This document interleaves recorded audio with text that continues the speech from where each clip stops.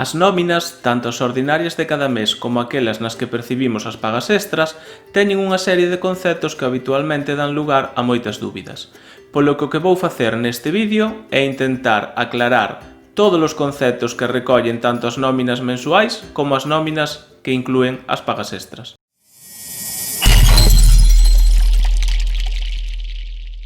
Nunha nómina mensual ordinaria atopamos no encabezamento o mes a que fai referencia a nómina, os datos de quen nos paga, que como vedes é a Xefatura Territorial da Consellaría de Educación, e o centro no que prestamos servizos.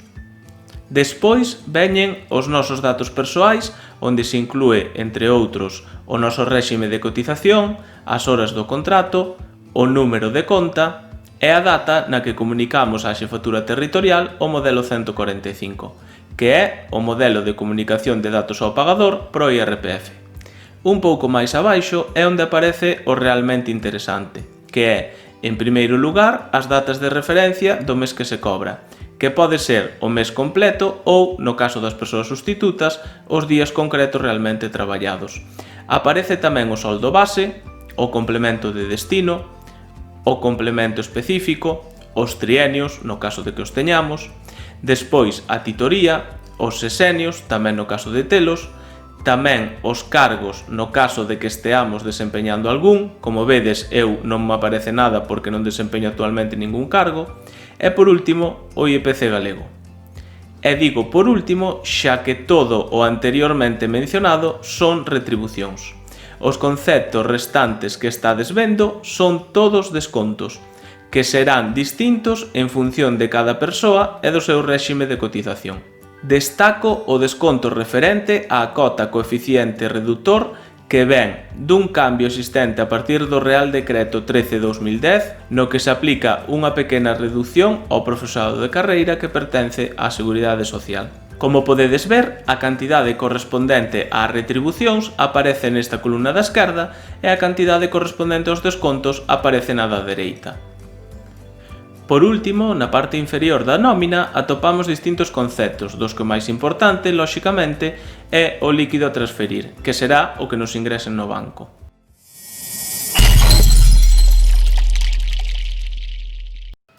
O que estades vendo agora é unha nómina con paga extra, que vos lembro que as cobramos a finais de xuño e sobre o 20 de decembro.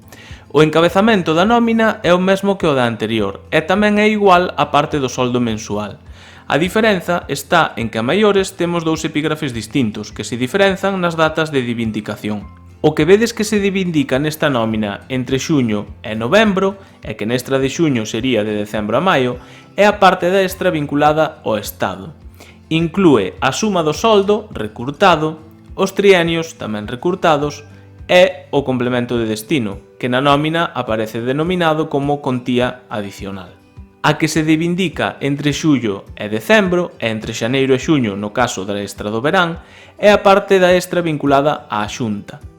O concepto que vedes de específico xuño-decembro, por unha contía de 757,96 neste caso, inclúe o complemento específico de 646,36, os sesenios, neste caso 64,26, e por último os cargos, neste caso a titoría, cunha contía de 47,34. Se sumamos estas tres cantidades, teremos xustamente 757,96, que é ese concepto de específico xuño-decembro.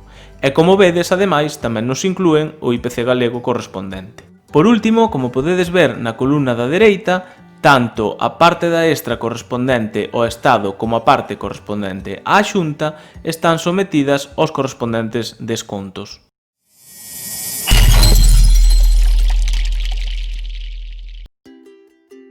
Se vos pagasen atrasos, sempre van aparecer identificados coa letra A e desglosados en cada un dos meses e conceptos que corresponda.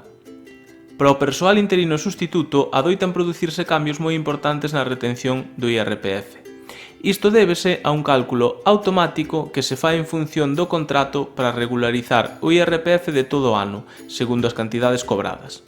Polo tanto, se nos primeiros meses do ano aparece na nómina unha retención de entre o 2 e o 10%, é moi probable que a finais do mesmo ano a retención pase a ser de entre o 25 e o 35%. O que podedes facer para que isto non ocorra é, a principios de ano, solicitar á sección de nóminas da Xefatura Territorial onde prestades servizos que se manteña un tipo fixo de retención. Iso sí, tede en conta que se cambiades de provincia é probable que non se vos manteña este tipo fixo de retención que indicastes. Hai algún colectivo do profesorado que cobra liquidacións, que veñen sendo as partes proporcionais das extras. Por exemplo, cando o persoal interino remata o contrato en agosto, no caso de mestres, ou en setembro nos restantes corpos, cando se remata unha sustitución na que non hai continuidade, ou cando unha persoa remata o ano en prácticas e pasa a ser funcionariado de carreira.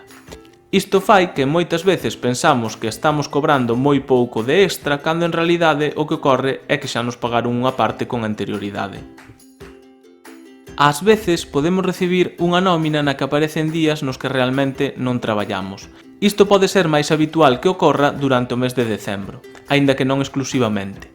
Imaginade que cesades o 26 de decembro, pero na nómina, que se envía sobre o 20, aparece pagado todo o mes.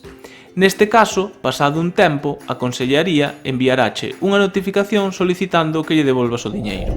E ata aquí este vídeo explicativo sobre os conceptos básicos das nosas nóminas. Despídome deixándovos o contacto de todos os nosos locais por se tedes algunha dúbida concreta con respecto ás vosas nóminas.